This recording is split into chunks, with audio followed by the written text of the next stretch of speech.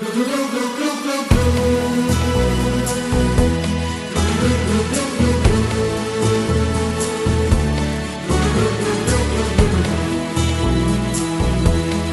totano e la cozza, una storia d'amore paradossale che fece notizia sul fondo del mare.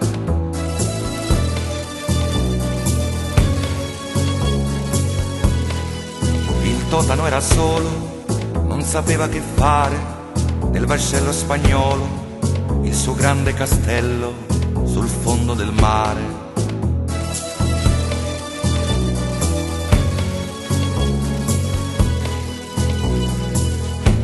E la cozza stava lì,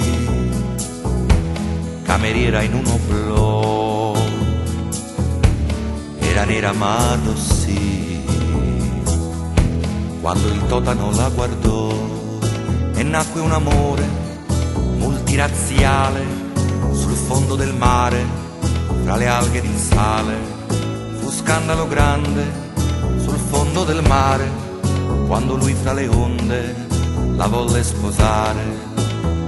Spigole orate, molluschi e balene eran tutti indignati, i pesci per bene non vollero andarci al peccato di nozze, e per testimoni davanti all'altare soltanto due cozze, due missionarie coi rosari di perle, di stelle marine, dal mare profondo delle Filippine. A quando l'amore diventa canzone, fa le bollicine sul fondo del mare.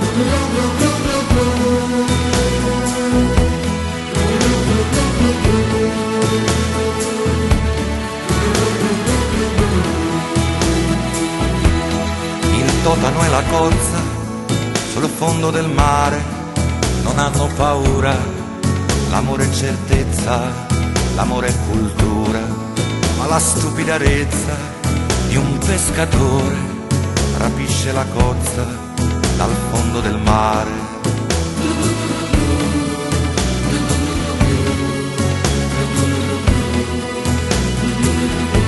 Lei finisce in un sauté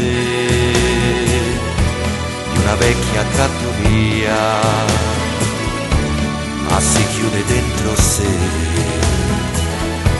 e si fa buttare via fra tutti gli avanzi che vanno a finire per la nostra incoscienza sul fondo del mare.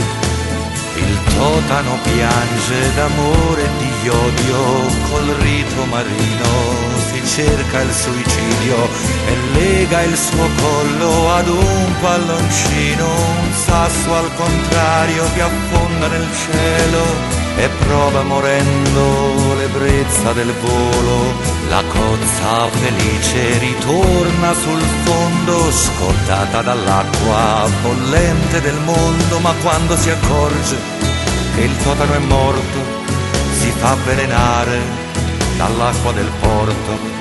A quando l'amore diventa canzone, fa le bollicine sul fondo del mare, sul fondo del mare, sul fondo del mare, sul fondo del mare, sul fondo del mare.